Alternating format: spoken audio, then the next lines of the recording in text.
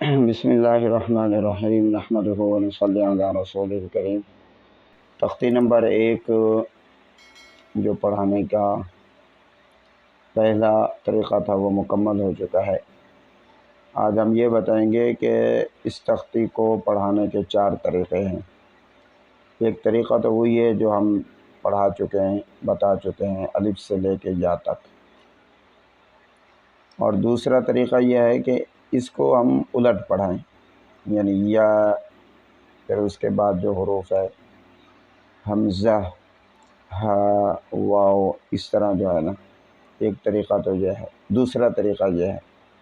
اور تیسرا طریقہ یہ ہے کہ ہم اس تختی کو نقطوں کے ساتھ پڑھیں، الف خالی با کے نیچے ایک نقطہ، اس طرح جو ہے نا، یہ پورا یا تک اس طرح چلے گا۔ 2 طریقے ہو گئے، 3 طریقے ہو گئے۔ اور چوتھا طریقہ یہ ہے کہ بھئی اس تختی کو پھر ہم کیا کریں، وہی نقطوں کے ساتھ الٹ۔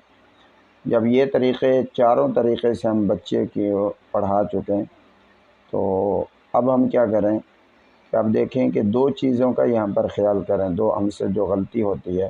نمبر 1، بچے کی تجوید